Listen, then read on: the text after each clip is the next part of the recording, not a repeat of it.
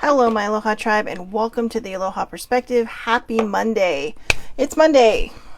Let's just get rolling. Welcome to a new week. And I hope everybody's doing well. It's been quite a interesting, sad, thought-provoking weekend here in the United States. And I don't even know how to articulate some of it right now, so and I don't want to speak when I'm angry, so I just figured I'd pull some guidance cards from the Isis Goddess Oracle deck, Awaken the Priestess Within, and the Beyond Lemira deck, and then I have the Affirmators cards as well. Maybe that will lend us some guidance on how to approach today. So, still doing the magic day 7. Again, if you're interested, you can go to Simplifying Mom on YouTube. And good morning, baby sibling. And you can catch the broadcast there daily. Marie Crumb, baby sibling, is doing the magic practices all the way through. So, like I just said, if you want to go there, Simplifying Mom is the one. Today is day 7, but you can start from day 1. And just know that the first 6 days are already up there. Okay, she's on day 6, so there you go. So you can just, but you can start at number 1 and just go from there. So anyways, like I said, it's been a very saddening, thought-provoking, all kinds of things weekend. And, I'm not sure how to articulate it without being angry, and as I'm doing a gratitude book, I figure I gotta find a positive way to go about talking about all this. So until I can do that, again, I've chosen the deck Awaken the Priestess Within. It's the Isis Oracle deck, the Goddess, and the Beyond Lemira deck, and then for today's talk, the Affirmators deck. So number 1, let's see, I'm not feeling these yet. So, Spirit of Isis. Beloved Initiate, there are times to surrender and let go, but there are never times to give up. Persist with your bold faith and inspired action until the impossible happens. Isis has a spirit of triumph and will never fail in her quest. No matter how bold or impossible it seems, let her inspire you and believe. So again, this is the card. And, Beloved Initiate, there are times to surrender and let go, but there are never times to give up. Persist with your bold faith and inspired action until the impossible happens. Isis has the spirit of triumph and will never fail in her quest, no matter how bold or impossible it seems. Let her inspire you and believe. And remember, again, guys, this is Isis Oracle. Aloha, Miss Van Gordon. Hope you're having a fun time. So this is the goddess Isis, and she is the goddess of rebirth, reawakenings, all those good things of coming into, the newness, which is actually quite an appropriate card because this blood moon we had yesterday, for those who step into the metaphysical edge, or for those who just love moon cycles, is actually a healing moon. It is a karmic moon. It is a moon that is set to release all the bad things if you let it go, if you're willing to let it go, or to start the process of letting all that negative stuff go. So it is like a cleansing moon. Think of it as like a sponge, big sponge. I mean, tonight it'll be just regular colored, but last night it was an eclipse. And the eclipse was about settling the karma, settling the balance, settling, all those things. Now I know why I didn't pick that many out of there, because there's a ton coming out of the Lemuria deck. Normally I don't do oracle cards during the week, but like I said, it has been a crazy weekend and just very sad, hard to figure out how to articulate all these things. And so, without spewing anger. And so, I chose the cards, and these, I don't normally use these during oracles, so these are more just for guidance. But, I like this. This card was sitting right up top. And it's, the dragonfly. Dragonfly is about continuing life. And this card says freedom. Freedom means living as you choose with your wings and heart open, able to direct your reality as you want. The quest for freedom seems innate. You may picture freedom in its more extreme guises, but when we truly feel free, our lifestyles may not change drastically. Limitation can be a state of mind. The only change might be choosing to live a certain way rather than feeling obligated. A shift of perspective can bring lightness and choice. In the bigger picture, what does freedom look like to you? If you're feeling stifled, it is up to you to make a change. So there you go. Only you can set you free. I like that card. The vulnerability card came up again, which is interesting because I think that was one from last week. But when we are truly honest with ourselves in all of our facets, we are vulnerable. That honesty is an important step in discovering our shadows and bringing them into the light for healing. When we share our vulnerabilities with others, we allow them to glimpse a deeper part of ourselves. Be vulnerable with yourself and others. It may be time to step into the role of healer and hold space. Holding space means being fully present without judgment in a way that provides a safe and nurturing environment. Here, guards are dropped, a deeper level of awareness and relating can unfold, and profound healing takes place. I guess it's what I really kind of wanted to talk about is the, there's a lot of cards that can come up and try to give us guidance and talk to us, but it's that healing that needs to take place. A lot of times we turn a blind eye to the bad things that can happen around us. We are not a perfect country. We like to think we are sometimes. We like to think we're better than everybody else, but the majority of the people that live in this country, we just look at one another across the globe and say, hey, you know what? These are my tribe too. These are people that are just like me, that suffer the same way I do, that have gone through the same things I have. And we find ways to relate and to communicate and to just be one. But every so often, there's these shifts that seem to happen. And, just this weekend alone, I heard of 3 shootings. One was in LA. One was in Orange County. Well, one was in LA at a downtown Central Market.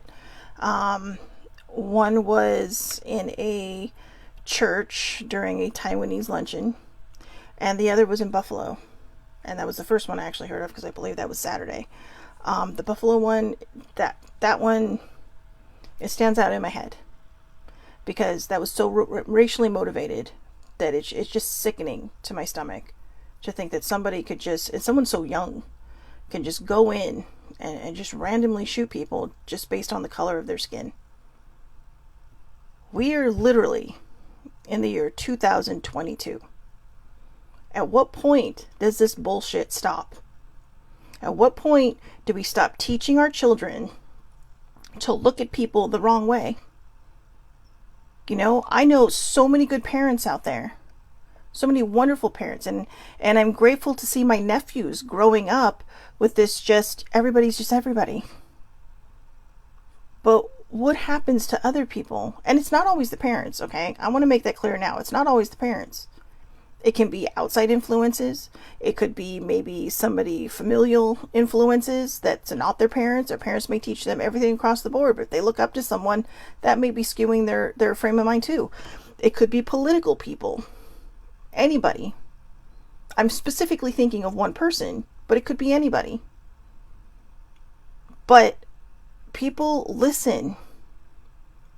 And maybe that's what I want to talk about. That when we talk, we need to talk with love. We need to stop talking in hate. We need to stop acting like, the world would be a better place with X amount of people out of it. It won't. Was anyone paying attention to the history books in World War II? Seriously, did anybody even bother to spend some time on that chapter? Or did they spend so much time and think, ooh, it didn't work? Okay? It's never worked. Something always comes back around and karma will whap your ass upside the head. Okay? No matter how many genocides we talk about. Including the ones that have happened, like Rwanda. Rwanda's a perfect example of that. Some places in the Mideast. It feels like that's kind of what we're going for here. And it has to stop. I didn't want to start the week with such a heavy subject, but I am so fucking tired of turning on my TV and seeing racially motivated bullshit that shouldn't have to happen. It's not right. I don't care what people say. That was, you know, people are going to say, well, it was a mental health issue. A lot of them tend to be yes. And maybe they are a little off their rocker. But this is just racism at its peak. Period. The only thing that mental health comes into is their inability to stop their action. Mental health does not cause racism. Okay? It does not. And I hate when those two get intertangled because it does not cause racism. What it causes is your ability, you know, it can cause, depending on what you're suffering from. You know, I mean, like I've always said, I have just straight up run-of-the-mill depression. I know right from wrong.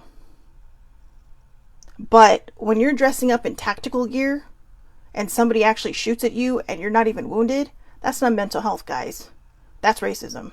That's you saying, I'm going in like I'm the army and I'm going to take care of business. And I'm going to kill a bunch of people that are just trying to go about their day, do their grocery shopping, live their life. I mean, some of them probably preparing, oh, I'm going to go out, my family's coming over for dinner tonight. You've just wrecked so many people's lives. And for what? Because it made you feel better? Fuck you. Okay? I'm sorry. I'm going to be straight up honest on this one. I try to be positive. Even today's practice says, try to find the positive in things. And it's hard when it comes to stuff like this. It's hard. Because you're not just shooting one person. You're not just killing one person, or in this case 10 people, and wounding others. You are breaking families. You are just causing more and more anger on both sides. And then where do we meet? How do we meet in the middle? I don't get it. I don't get it. You know, I mean, when are we going to learn to look at the past, accept it for what it is, even the recent past, and start learning from it? When? I saw a great TV show last week where, you know, they were trying to teach diversity in history. Okay. And really kind of talk about the bad things that have happened in this country. It, you know, focused a lot on racism. And the stuff that we didn't even know. I didn't even know about the Oklahoma massacre until just a few years ago on its 100th anniversary. No clue. Was nowhere near my history books. And then, you know, to go even deeper on that, older sibling and I were talking about Harriet Tubman very, very long time ago. And she's like, I don't know if you know who she was. I'm like, of course I know who she is. She's in my history book. She's like, you're kidding. I'm like, no. Well, you know, older sibling and I are quite a few years difference in age. You know, she's my best friend, but she's also my soul sister. And Harriet Tubman wasn't in her history books. She was in mine, but not in hers. You know, and we do have a 15-year age difference, but that's 15 years. When you stop to look at when a book is published and the history and how far ago or how far long ago it was, or how long ago it was, 15 years seems very small. We are, you know, the reason I think it's important to study these things, you know, to really kind of pick up on the teachings of even Martin Luther King and the work that his children are still doing in his name, is because if we don't start healing our past, we're going to keep repeating it. And we're going to keep blaming people for something they didn't do. We're going to keep, you know, I mean, there's so many reasons why people think World War II started, including the fact that, you know, Hitler was, you know, angry at Jewish people for whatever reason. And look what happened. Look what happened. And there are still stupid people out there, sorry, I'm just going to say it, who think it hasn't happened, who think it was just propaganda. No, it happened, guys. It happened. And people, you know, could sit there and say, oh, well, that's because what you're told. Yeah, well, why does your propaganda mean more than what I learned in a history book? I mean, there's proof, there's video. And not just from the United States, from around the world.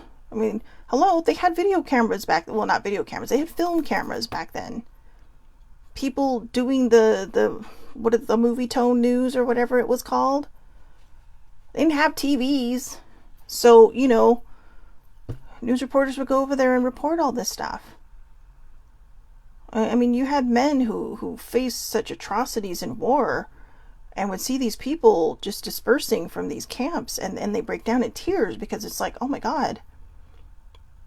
You know, I watched a documentary once where one man thought, you know, this has been such a horrible war. I've lost a lot of friends. He's like, but when I saw this, it put it into perspective.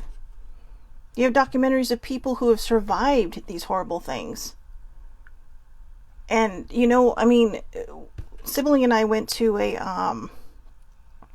the Holocaust Museum, the Museum of Tolerance in LA.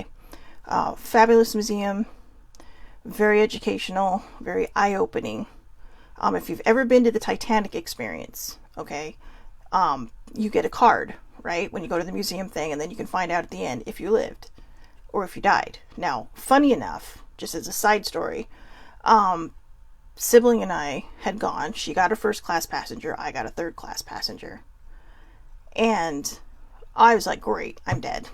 Turns out sibling's person had died. I actually lived. But what's living? Because the woman's husband and brother-in-law both died.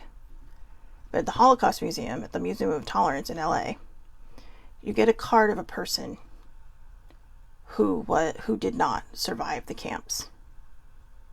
And I'll tell you, for the group that we all went in, not one of us survived. And I had a 10-year-old on my card. And I will never forget that. I will never forget that.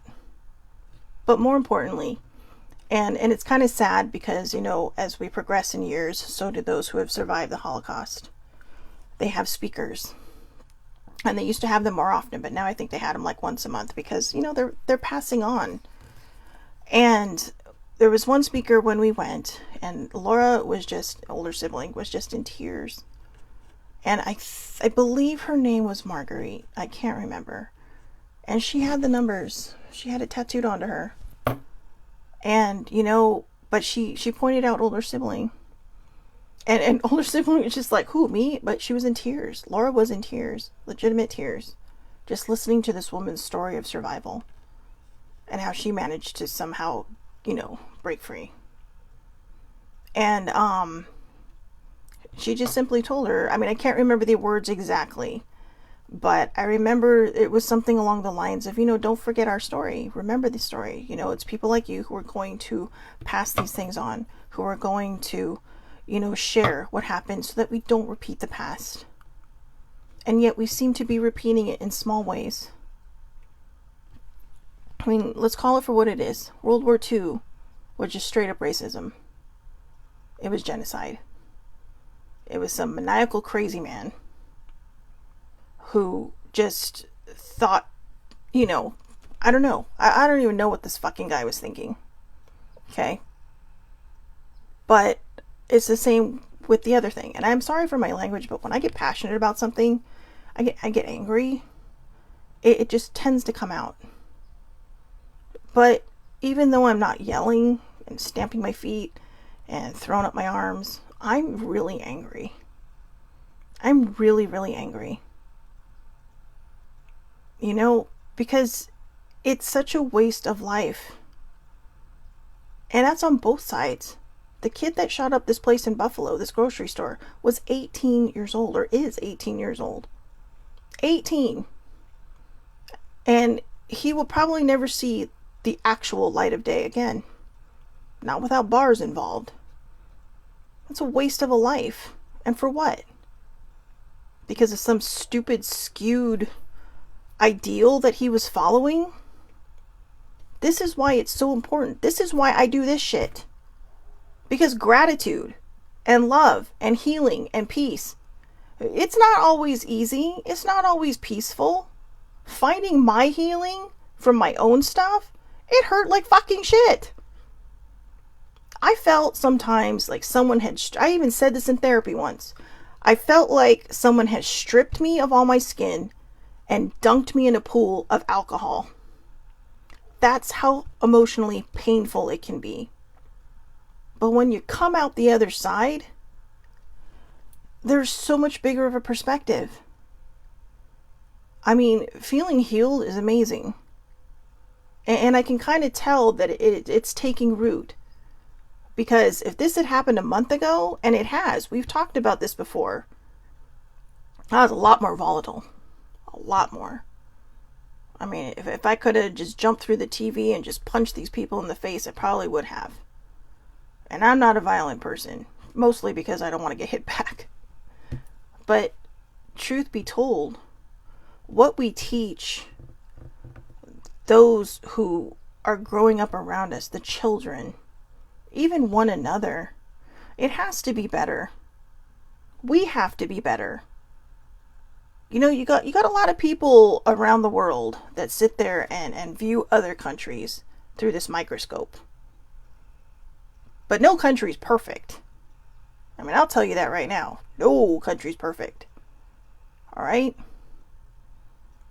But we need to stop worrying about what other people think about us. And we need to start focusing on healing ourselves here. There's been so much division over the last couple of years. You know, that's not even funny. I blame a lot of this on January 6th. That's right. I'm just going to come right out and say it. I blame a lot of it on that. All these fucking people storming the Capitol thinking they own the place? No. Excuse me. I get that whatever it is you're feeling, but get your head out of your fucking asses, okay? Period.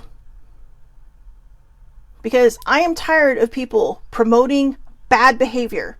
I am tired of people thinking that it's okay to rile people up that you know are going to go out and hurt other people. Do you know how many officers from that day have PTSD? Officers, people who are trained to deal with these things. You know, not military people, police officers who may have been in the military once. But now they have PTSD. And some of them found it hard to do their job. They struggled in the beginning. You know, after all this happened, to get back to doing their thing, to get back to living their lives. Because there's so much hatred. There was so much hatred in that day. It's gross. It's disgusting. And I don't usually step into that arena of politics, but I'm fucking pissed. I'm fucking pissed. Because instead of putting this country in a forward position, we are going backwards. And we're having to undo a lot of bad things that happened starting in 2016. And that's right. I'm coming out and saying it. Sure, some good things might have been done, but the level of racism and division that has happened in this country is just disgusting. I love this country. I always talk about wanting to move somewhere else just because certain places do resonate with my soul, but this is where I was born. This is where I grew up. I'm an American, straight out, no matter where I go in this world. And first and foremost, I wear that with pride. I wave my flag with pride. Because I know that even though people outside of this country don't necessarily, look favorably on us, I know there's so much more to us than they do. Because they're just outside the box looking in. And maybe sometimes it's because they can't see the things that are going on in their own country. I don't know. Everybody always wants to look down on us. But we got to stop giving them a reason to be right. I know, I'll be honest. I grew up in California. I kind of live in a bubble. I don't live in the South. I don't live in the East Coast. I don't live in places where racism seems to be more rampant. And it's not that great here, but it's not as bad as it seems to be in other places. And, I even told older sibling, I said, California feels like it's some kind of foreign bubble. Yeah, we're part of this country, we do our own thing, and we're not perfect. Not by any stretch of the imagination. But I feel like I have lived in a bubble. of sorts, and I can't really articulate how I came up with that. I have been able to in the past, but there's just so much swirly crap going on in my head right now that just so much just sadness.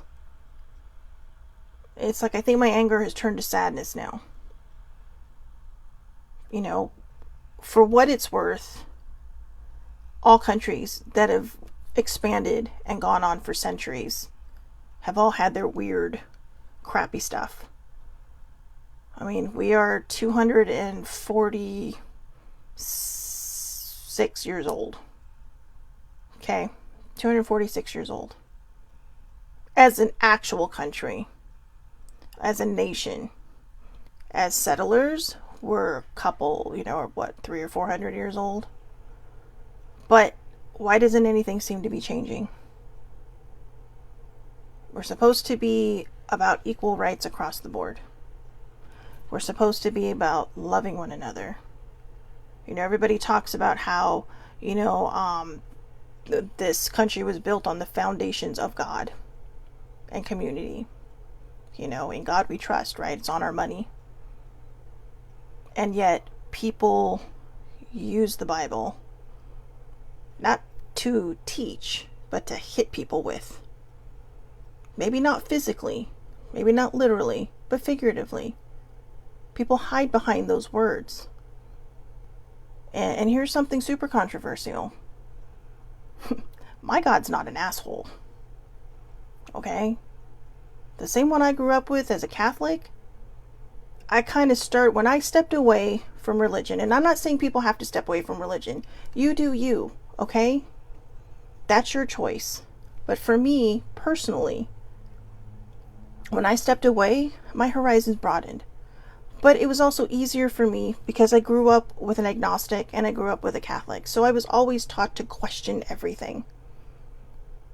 To look at things from a different perspective. To wonder, hey, the Bible focuses on one specific area from, cover to cover. But what's going on everywhere else? There were Muhammads. There were Buddhas. Right? Muhammad and Buddha were out there. So I think one of them, I think Buddha precedes Jesus. I can't remember, so don't quote me on that, all right? He may actually be after Jesus. I can't remember. But my point is, there were other people in this world. But we never think about that. And again, I'm not trying to be controversial with what I'm saying. What I'm saying is that we sit there and say, oh, well, you're not doing this, so you're going to hell. Well, how do you know you're perfect? I was watching another TV show this last week, and it was just something regular, but it was, part of the Bible Belt, forgive me. And I know it's just a TV show, but I've seen these things happen in our own church, when I was growing up, and how we turned our backs on people because they did something that we didn't approve of. But isn't it supposed to be about community? Isn't it supposed to be about not judging someone else? I can't say how I would have been when I was growing up. I can't say how I would have been 2 months ago before I got to this place of healing. Because in a way, I'm doing exactly what I'm preaching against. I'm judging. I am. And I'm going to have to atone for that later, probably in my journal, and try to make up for this in some way so the karma doesn't whap me. But what I'm really trying to do in talking about all this is to kind of hopefully plant a seed for people to listen. Watch your words when they're coming out of your mouth. What is coming out of your mouth? Are you being negative? Are you being positive? This country is in such a negative state that for a lot of us who try to do gratitude every day, it's like an uphill battle. It's an uphill battle. But just like the spirit of Isis said, in this card, persist with your bold faith and inspired action until the impossible happens. And I'm never going to stop fighting to put the positivity back into this world, to put the positivity back into this country. I'm never going to stop, because it's the only weapon I have here that I can use that can be mildly effective. And you don't necessarily have to start with saying, well, I'm so happy and grateful that, poof, America's just a nice and friendly place and that we're all equal in everybody's rights. Yeah, you can say that. But also start with your own life. Start gratituding and being positive in your own life. Stop preaching the negativity. Stop hiding behind your Bibles. Stop hiding behind your metaphysical beliefs and teachings. We can't condemn one another. I mean, basically people who live in a metaphysical world are mad at the people who don't because they're ridiculed, they're persecuted. Shit, they were burned at the stake. And some of them, I guarantee you, none of them were witches that they burned at the stake. The other ones who really probably were fled. Okay? They're like, I'm out. I'm not going to be this stupid and stay around. No. But fear does this. It comes down to that four-letter F word. Fear. What are we afraid of? Are we afraid that, people are going to come up and take my job? No. If you're good at your fucking job, you're going to keep your job. But the more you worry about it and the more that you're not grateful for it, that's when the bad things start to happen. That's when everything starts to go sideways. You have to be grateful for every fucking thing in your life. Okay? Again, I'm sorry for all the language, but I'm so mad right now. I am so angry. I just want to cry. I'm holding back tears. Because it's something so simple that we have to learn. Bunch of 4-letter words. Get rid of fear. Learn how to love. Replace fear with love. We have to learn how to heal. Replace fear with healing. Healing. Replace the fear with healing. Okay, I just need to say healing, but for some reason I can't stop that. Replace the fear with love. Look at somebody's situation and put yourself in their shoes for a moment and see how it would feel. None of us like to be judged. None of us like to have people look at us sideways because of a situation we may have been in our life. No one wants to be looked at and have pity felt for them. They just want to be looked at like they're just another human being. Like they bring something to this world. Because we all bring something to this world. And I'm telling you right now, we need a big wake-up call. Everybody's still yawning and coming out of their groggy sleep. And we need a straight-up big wake-up call. And we need to stop being negative. We need to start believing that we can change this world, that we can change this country. We're always going to have politics. Politics is politics. It's across the board. Every country has it. But how we react to things is what's most important.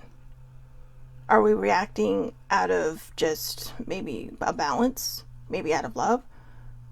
Or are we knee-jerking out of fear and anger? Are we just putting forth this horrible behavior because we don't realize we're afraid, Is there something inside of us that's hurting, maybe repressed things that may have happened a long time ago that fuels this anger, that fuels this pain and this fear? I know people who have gone through such horrible things in their lives. I mean, absolutely 100% terrible. Things I've never had to really experience. Some things I have, but on a very different level. And they put love into this world. They refused to let something bad that happened to them destroy them. And I think in a way maybe it did for a little bit. But they're finding that healing now. They're finding that footing, that balance. I'm finding the footing and the balance in my life. I'm waiting for the balance to really take root in my life. And it's been a struggle. I mean, yeah, it feels all great and all that stuff to feel healed. But there's still a level of balance that I'm trying to achieve to make sure that it takes root. To make sure that the healing does stick and that I don't go backwards. And that's what we need to do. We need to find a way to shift the vibe in this country and really around the world. You know, I mean, look what's happening in Europe with the Ukraine. These people are so resilient, so amazing, you know, and they're not giving up. And I say kudos to them for that, because they're not giving up. But that doesn't mean it makes their life any easier. No, I mean, their country is in ruins, but they still fight. And they fight for one another. And there's a lot of people here that fight for one another. You know, people have to realize that we're a big barrel of 50 states. And yeah, there are going to be some bad apples in there, but that doesn't mean everybody is. That doesn't mean everybody's bad. I mean, if you put out there, God, every single American I've ever met is an asshole. Well, yeah, of course every single American you're going to meet is an asshole, because you keep putting it out there. Right? But if you actually sit there and stop and say, oh, hey, yeah, I just met one the other day. You're pretty cool. All of a sudden you're going to notice they're all pretty cool. Because you're not drawing it to you. You know, it all comes down again to the law of attraction. What you put out there is what you're going to get back. And if you keep putting out negative stuff, you're going to keep getting negative stuff back. And because you're not going to realize your own actions, you're going to start blaming everybody else for all your problems. You know, I'm going to come straight out and say this. I will never truly know the reason of why my position was eliminated several years ago. But there was a time where, even though it wasn't my dream job, I was very grateful for everything. I was grateful for the people I worked with. I was very happy. And, you know, I did have bigger plans for my life. I did. And there was a part of me that was afraid. So in a way, this was a good thing, because it pushed me out into a place where I was able to find my healing, where I was able to just kind of really confront myself and my fears and my anger, and to start filling myself and my life with love and gratitude. Do I still get angry? Have you been watching? Because, yeah, I do. But towards the end, probably the last 6 or 7 months or so, I don't want to shift blame anywhere, but I did have a boss that didn't do a lot. Okay? And put a lot of work on me. And a lot of work I didn't understand how to do, because it wasn't in my wheelhouse. And with not very much training. The person she wanted to train me was constantly busy doing this person's work as well. And they just weren't used to it. It's not their fault. They were used to being in a supervisory, is that the word, role, and didn't really have to do a lot of this. But the company I worked for was very hands-on. Very, let's do it this way. And because it kept piling more and more and more on me, I started to feel it. And I tried to say something, but it was just like, well, you know, you'll get it done, because, you know, you're good at this. You know how to get through it. And it's like, okay. But it started to weigh on me. And I started to become resentful. I started to not have gratitude anymore. I started to complain a lot. And next thing you know, poof, I'm out. And believe it or not, and I'm sure baby sibling will go more into it when she does Magic 7, which I think will be tomorrow. I stopped showing gratitude for the job I did have. Ironically, after I left, I was told, because, you know, I still had feet on the ground in there, right? I still had eyes and ears in those walls. I was told later that, you know, my supervisor had actually said to my old supervisor, who was coming back from having moved away for a little bit, I didn't realize how much she did. You know, and when they asked why, they're all, well, because she never complained about it. She never talked about it. I didn't have to. It was my job.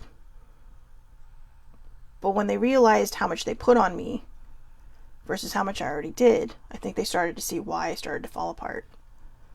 And, you know, even though a lot of people will say that the position I held is, you know, to be respected, because we know where all the bodies are hidden, it's not always that respected, because we are what people would consider the bottom of the totem pole. or the first face you see, and so respect to all my admins out there, all right, because I see you. But I did have a previous supervisor that did see me, and I will always be truly, truly grateful for her. But as I started to heal my stuff, and as I started to understand that, you know what, I can't blame anybody else. Whatever was meant to happen, happened. Nothing can be changed. Nothing can be, it can't be done over. I started to learn the gratitude. And I have to tell you, I'm only on day 7 of these practices. There's 28 of them. But already I'm seeing the difference. I'm seeing the difference. This is the first time I've done this book, and this is about the 3rd or 4th time I've done it. And I can see the changes this time because I'm in a place of learning. I'm in a place of healing. And the reason I'm sharing all that is because that's where we need to be. We need to be in a place of healing and gratitude and love, and not in fear, not in anger, not in blaming everybody else. Take accountability for your actions. Realize what they are. Don't shame yourself for them. And just say, okay, this is what I need to do to move forward, and to move forward in a better mindset. I shamed myself for a long time. I blamed myself for a long time. I blamed my mental health for a long time of, what had happened to me. But now when I look at it, I think it was meant to happen. I had to get to this point. I'm able to do this. Are things a little rough and a little strained right now? Yeah, they are. But it doesn't scare me as much anymore. I'm not living in fear as much anymore. I found a great new hobby that seems to slowly seems to be becoming a business. Even if it's just a side hustle, right? It's something. But it always seems to come in at the right time. This last weekend, I had about 10 pieces that were out, and they all sold. And when I first got the text, I was thinking, oh gosh, they're texting me to tell me that they're sending all this stuff back with my dad to give back to me because nothing happened. No, I was told it sold out. I was like, wait, what? And those aren't even the best things I've ever made. They were pretty easy, to be honest with you. But after a while, I was starting to become negative about it, thinking, yeah, well, maybe I got lucky. An older sibling sat me down and said, no, what are we doing right now? We're doing this book about gratitude, about believing in yourself, about learning to love and see who you are. When we start to love and see who we are inside, we stop worrying about what we think other people are up to. We stop worrying about how bad we think other people are. We start to see them with love. We start to see them with understanding. We start to see them in a way that says, hey, you know what? I've been where you are. I understand how hard it can be. Let's work to change your mindset. Because we've got to stop treating people poorly. We've got to start embracing people no matter what color their skin is. And yes, this all goes together. This is about love and gratitude. It's about healing across the board. It's about, okay, you may not be your ancestor. That's fine. No one's saying you are, but don't follow in their footsteps. We got to be better, right? People always say that when they're raising their children, that, I decided, my father has told me this. I decided when I asked him one time, I said, you're so different than your parents and your upbringing. And he told me, I told myself that when I had kids, I was not going to be them. I've heard that from other people too. About their own upbringings and how beautifully they're raising their own children. I may not seem, and even my parents may not see the progress I have made, but they're part of the reason I am able to heal now. Maybe I may not seem as far advanced as they'd like me to be. Maybe they look at my cousins and think, wow, what happened to my kid? But there's so much growth and so much just stuff that's rising in me now, that's coming out. And the fact that they've never said these negative things to me, this is just my mind thinking, what if this is what they're thinking? I know who I am now. I know that the only validation I need is from myself.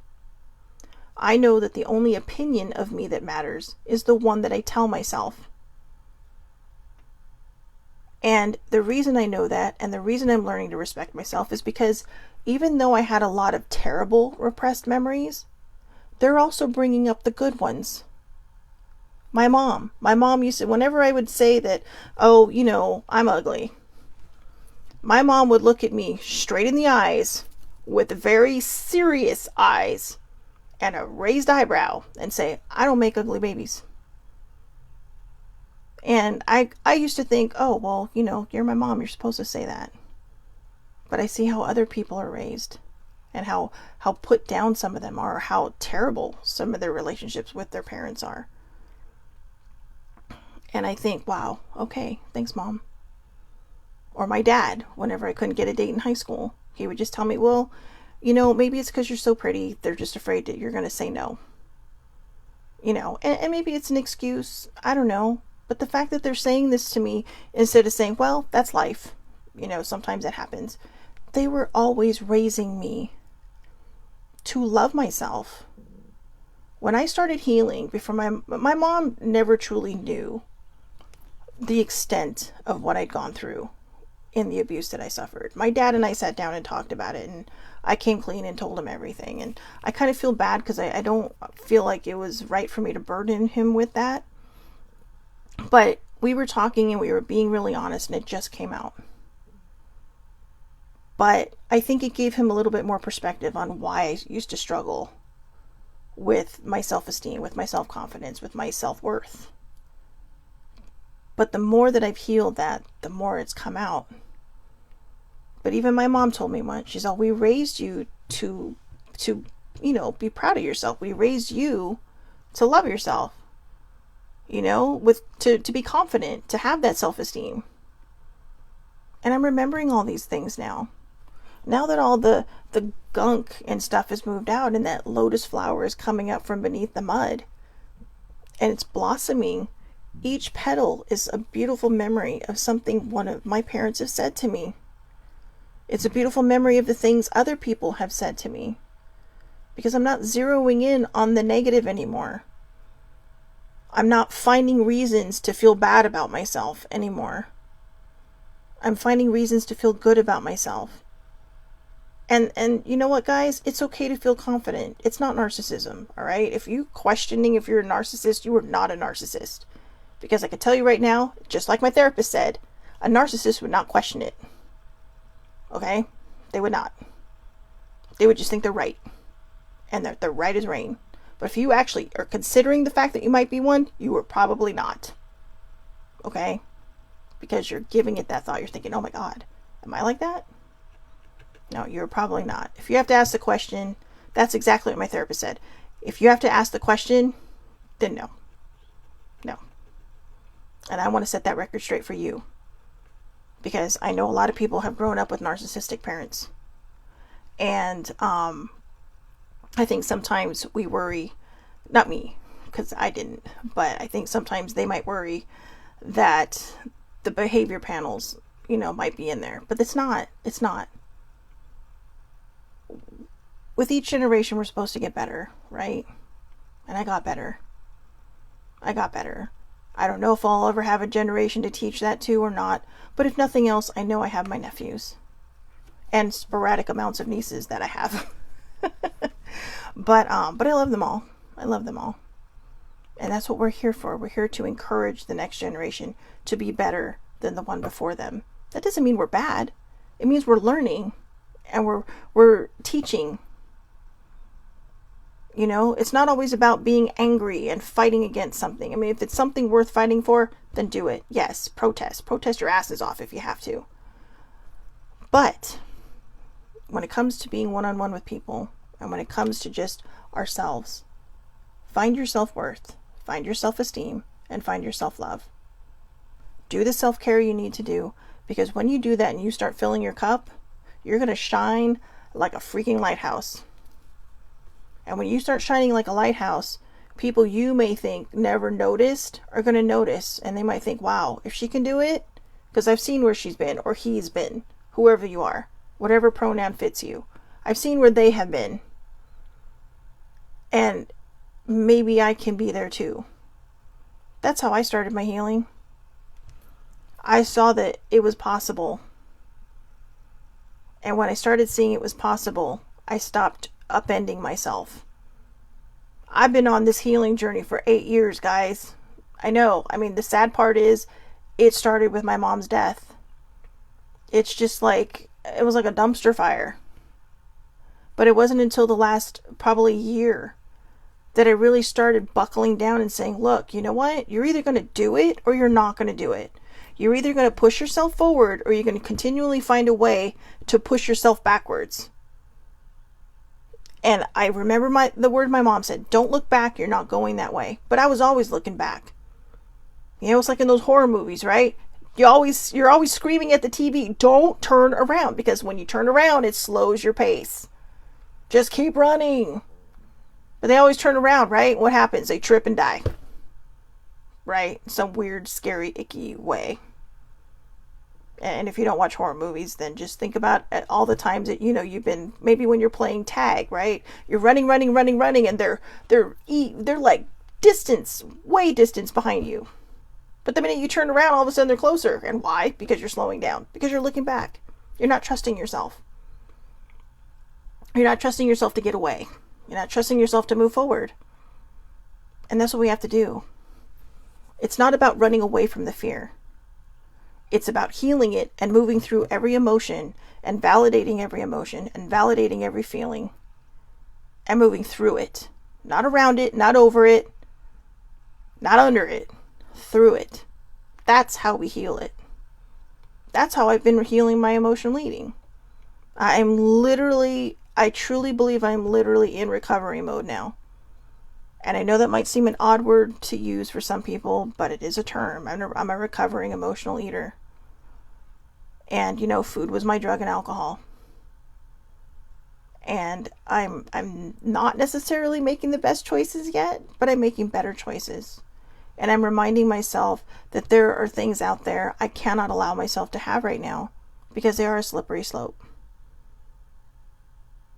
And it can just turn into something very bad until I can get a handle on this. But slowly but surely, I'm getting a handle on it because I'm healing. You know, if we want to change this country and we want to change the world and maybe just even our state or our city or the neighborhood we live in, it has to start with us. It has to start with how we present ourselves, how we show the world that healing is possible. And again, that doesn't mean you're not going to get angry. That doesn't mean you're not going to have fear and all that. But when you're aware of it, when you're aware of that anger and that fear, that negativity rising, you're one step ahead of the game because you realize, okay, I have got to figure out how do I get through this. Not around it, not under it, again, not over it. Feelings are not obstacles to hurdle. They're the ones you gotta run through, like the finish line.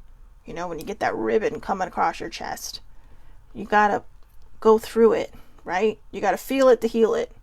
You gotta go through it to grow through it. I mean, how many times have we seen that? I've even seen, you know, go through it to grow through it tattooed onto people, right? With a flower. You got to go through it or grow through it to go. You got to go through it to grow through it. You got to feel it to heal it. And yeah, it could be scary at first, but the more that you practice it, right? It's like exercising. The more you work out, the more muscles you're going to build. And those are your memory muscles that we're talking about right now. When you validate your feelings, when you tell yourself, hey, yeah, I know you're angry, but at least you're feeling, right? Find the positive in it. You know, I mean, the first time I got angry again after my whole healing, I was just like, oh my God, I can actually feel something. Because I was numb for a long time. I couldn't understand why I was so numb for a long time, but I was. But I reminded myself, it's okay to have emotions. Well, we don't want to be robots. Okay? We're not. We're not robots. We're people. We have feelings. And the more we learn to heal things that hurt us, the more we're going to be able to go through life and start to see people with less anger and hatred and more love and compassion. And I'm telling you right now, that's what this world needs a big dose of. It needs a big dose of love and compassion, because we are sorely, sorely missing that. So, anyways, I hope everybody has a wonderful, wonderful day. I know that was not exactly the smoothest transition into see you later, but I just keep thinking, we have to be better. Be better, not bitter. Be better, not bitter. Stop looking at the color of someone's skin and judging them. People shouldn't be judged on the color of their skin, right? It should be the content of their character. Sound familiar? Thank you, Dr. King. I mean, I paraphrase that incredibly incorrectly. But the content of the character. Okay? That's what we need to focus on. The content of someone's character. Not what they look like on the outside, but what they look like on the inside. And if they're pretty rough and damaged on the inside, but they're reaching out to you, their reaching out to you may even be through anger. Or, just do what older sibling always does to me. Let's bottom line this. What's really bothering you? And sometimes when you ask them that, they will literally, sometimes, not always, they will literally shut down. But don't argue back, because when you argue back, that's what they're looking for. They're looking for a way to release their pain. And I say that from experience. And yeah, I was the one that was sitting there lashing out because I needed to release that steam, and I didn't know how to ask for help. If there's one thing I've learned since I lost my job, I've learned how many people rallied around me and supported me in one way or another. I have seen the love come from other people. I've seen the concern too. There's a lot of people that get concerned because they just worry about your well-being and, your financial status and all that stuff. But what I've seen more is the people that just come to me and say, thank you. I've learned a lot from a lot of the stuff that you've shared. And when I hear that, I don't do these for the feedback. I do it because I know there's a lot of people out there like me. And what makes me feel good when I get that feedback is that, okay, I'm helping someone. And what's going to happen is they're going to turn around and help someone. A lot of times I'll say things on this show that I've heard from somewhere else. I heard somebody say this the other day and it was just amazing. And they don't know. They don't know that I'm going on and re-sharing what they've said. And if, I actually know their name, I will say it. I mean, right? What am I always saying? Baby sibling, Marie Crum. What does she tell me all the time? Progress, not perfection. And a lot of people might, if you're early in your healing, you might think, well, that's bad advice. I mean, but no. Perfection is not a destination. Perfection's a moving target. I think a lot of us mistake it for a destination. But perfection really is a moving target. Progress is the word we should be focusing on.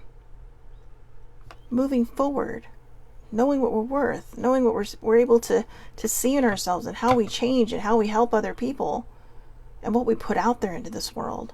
That's progress. I mean, look at cars, right? The first cars that were built, that was progress. But none of them are perfection. I mean, they're always finding a new way to improve a car. It might be the perfect car for you. It might be the perfect situation for you. But that's one scenario. In my personal perspective, perfection is a moving target. So aim for progress. Take one moment at a time. One moment. If you can't do it an hour at a time or you can't do it a day at a time, take it one moment at a time. If you start feeling that agitated feeling, stop and take a deep breath. Maybe close your eyes if you can. If you're at work, jump into the bathroom for a second. And you say, okay, I gotta go to the restroom, and just give yourself a couple of minutes to just breathe. To just breathe. And don't focus on all the things that are making you angry. Focus on all the good things that are in your life. Why you're doing this job. Maybe you have a why. Maybe you have a family. Maybe you have children. Maybe there's a bag or a car or a purse that you want. You know, or maybe there's a nice dinner you want to take someone out to. You know, and granted, that's not your sole purpose for working. Our sole purpose for working is so we can take care of our adult responsibilities. But just focus on the good things of what you could be doing with the money that you are making. Buying your kid a toy, you know, buying your loved one a gift, sending someone flowers randomly. It's those things. It's the beautiful things that we need to start focusing on. Okay, so I know this is Hodgepodge Monday, so that was kind of all over the place, but at least it fit the title today. Tomorrow I think we're just going to do an affirmator stack. I do have to leave by 9 o'clock, so it will be a short show tomorrow. But I do hope that everybody has a wonderful, wonderful day. I will see you back here tomorrow, 8:30 a.m. Almost at p.m. 8:30 a.m. Pacific Daylight Time. That is California time, Los Angeles time. But yeah, tomorrow, Shelly Marie Lucas. That's how you can find me. It's public, so anybody can watch. Again, I do go live at 8:30 a.m. in the morning in California. And if not, you can watch me on YouTube later. I do upload these to the Aloha Perspective with Shelly Marie Lucas, and I do share them to Twitter after at GoalieFan1973 or Shellbell's Quest. All right. So again, have a wonderful, wonderful day. Thank you so much for bearing with me, guys. I know baby sibling always tells me not to apologize during my show, but I know that profanity can get a little offensive for people. So for that, I do apologize. But like I said, I get passionate. It's who I am. I'm not going to change it because, you know, you love me or you don't. You know, it's who I am. It's what I am. And yeah, if I choose to change, it'll be for me, not anybody else. All right. So have a great, great day and take care of yourselves. And please try to go through today not being negative. All right. Try to find something to be grateful for in every moment, in every step, and in every breath that you take. Have a wonderful, wonderful day. And thank you so much for watching.